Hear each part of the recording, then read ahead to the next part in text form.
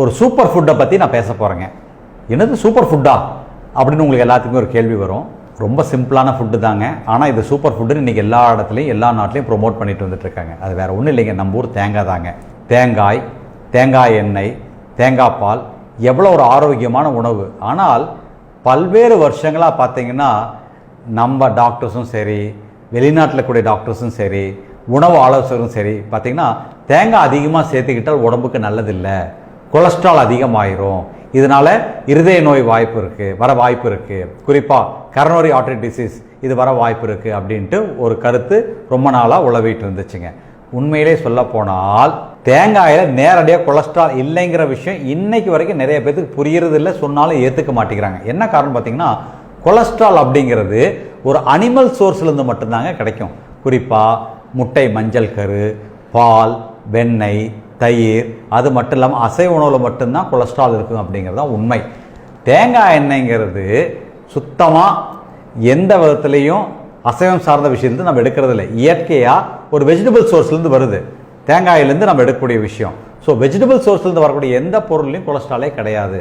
அது மட்டும் இல்லாமல் பார்த்தீங்கன்னா தேங்காய் எண்ணெய் பார்த்தீங்கன்னா ஒரு தாய்ப்பாலுக்கு சமமாக இருக்கக்கூடிய ஒரு விஷயம், தாய்ப்பாலுக்கு ஈக்குவலாக இருக்கக்கூடிய விஷயம்ட்டு முன்னாள் மேங்களூர் யூனிவர்சிட்டியினுடைய விசி, அதாவது வைஸ் சான்சலர் டாக்டர் B.A. மேக்டே பல முறை சொல்லியிருக்காங்க. கிட்டத்தட்ட இந்த வீடியோனுடைய இன்ஸ்பிரேஷனே பார்த்தீங்கன்னா அவர்கிட்ட இருந்து தான் நான் சொல்லுவேன். பார்த்தீங்கன்னா அவர் பல முறை சொல்லியிருக்காரு. என்ன காரணம் பார்த்தீங்கன்னா தேங்காய் எண்ணெயில் இருக்கக்கூடிய ஒரு கொழுப்பு அமிலம், அதாவது மோனோலௌரிக் ஆசிட், இதே கொழுப்பு அமிலம் தான் தாய்ப்பால்லையும் இருக்குது. இன்னும் சொல்ல போனால் தாய்ப்பாலில் இருக்கக்கூடிய இந்த மோனோலௌரிக் ஆசிட் அமிலம் தான் இந்த தேங்காய் எண்ணெயில் இருக்குது. ஸோ தாய்ப்பாலுக்கு சமமானது இந்த தேங்காய் எண்ணெய். என்ன காரணம் பார்த்தீங்கன்னா ஒரு குழந்தை தன் தாய்ப்பால் குடிக்கும் பொழுது அந்த மோனோலௌரிக் ஆசிட் வாயில் இருக்கக்கூடிய அந்த எச்சில் சலைவால இருக்கக்கூடிய பான்கிரியாட்டிக் லைபேஸ் குழந்தைகளுக்கு இருக்காது. அந்த சலைவால இருக்கக்கூடிய லைபேஸ், சலைவா லைபேஸே பார்த்தீங்கன்னா இது ஈஸியாக ஜீரணமாயிரும். வாயிலேயே ஜீரணமாகக்கூடிய தன்மை இந்த தேங்காய் எண்ணெய்க்கு உண்டு, தேங்காய்க்கு உண்டு அப்படிங்கிற விஷயத்த அவர் சொல்லியிருக்காரு. எப்படின்னு பார்த்தீங்கன்னா வாயில் ஜீரணமாகி இந்த தேங்காயில் இருக்கக்கூடிய அந்த கொழுப்பு அமிலமானது இந்த கீட்டோன் ஆமாடி நேரடியாக உடம்பு பயன்பாட்டுக்கு எடுத்துக்கும் அப்படிங்கிற விஷயத்த இன்னைக்கு கண்டுபிடிச்சிருக்காங்க.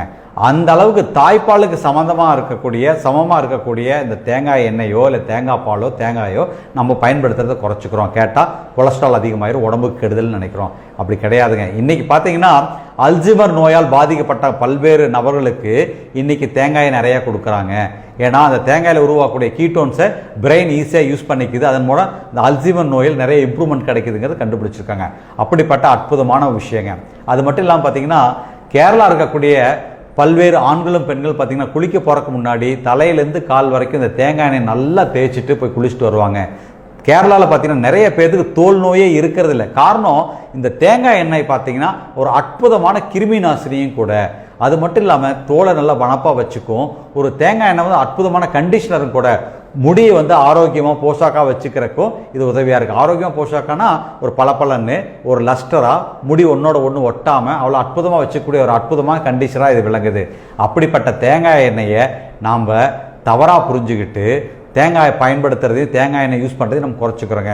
கிட்டத்தட்ட 1940 வரைக்கும் பார்த்தீங்கன்னா அமெரிக்காவில் தேங்காய் எண்ணெயை ஒரு டெமனைஸ் பண்ணிட்டாங்க. அது ஒரு மோசமான உணர்வாகவே சொல்லிட்டாங்க. என்ன காரணம் பார்த்தீங்கன்னா அங்கே சோயா நிறையா ப்ரொடியூஸ் ஆகும் பொழுது அந்த சோயாக்கான தேவையும் விற்பனை சரியாக இல்லாத பட்சத்தில் அதை எப்படி மார்க்கெட் பண்ணுன்னு பார்க்கும் பொழுது அதே சமயத்தில் ஒரு பொலிட்டிக்கல் லாபியும் நடந்துச்சு. அடுத்த எலெக்ஷனில் ஒரு பிரசிடென்ட் செலக்ட் ஆகி வரோம்னா இந்த விவசாயிகள் சோயா பீன்ஸை உற்பத்தி பண்ணக்கூடிய விவசாயிகளுக்கு அது ஒரு நல்ல பிஸ்னஸ் நடக்கணும் அப்படின்னு என்ன பண்ணலாம், தேங்காய் எண்ணெய் மோசம் அப்படின்ட்டு ஒரு 4-5 விஞ்ஞானிகள் சொல்ல வச்சாங்க. அப்போ என்ன ஆச்சு, உலகம் முழுவதும் தேங்காய் எண்ணெய் தவறான ஒரு விஷயம்னு பரப்பப்பட்டது. அதனுடைய தேங்காய் எண்ணெயுடைய பயன்பாட்டு குறைஞ்சிட்டு வந்துச்சு. ஆனால் கேரளாவில் பார்த்தீங்கன்னா எல்லா விஷயத்தையும் தேங்காய் எண்ணெய் பயன்படுத்துனாங்க. நேந்திரம்பழம் சிப்ஸாக இருக்கட்டும், மீன் பொரிக்கிறதா இருக்கட்டும், எதுக்காக இருந்தாலும் அவங்க தேங்காய் எண்ணெயை பயன்படுத்தினாங்க. நம்ம முன்னோர்களும் தேங்காயை நிறையா வகையில் பயன்படுத்திட்டு இருந்தோம். ஆனால் இந்த தவறான கருத்தால் தேங்காய் பயன்பாட்டினுடைய அளவு குறைஞ்சிருச்சுங்க. அதனால் தேங்காயை தாராளமாக பயன்படுத்தலாங்க.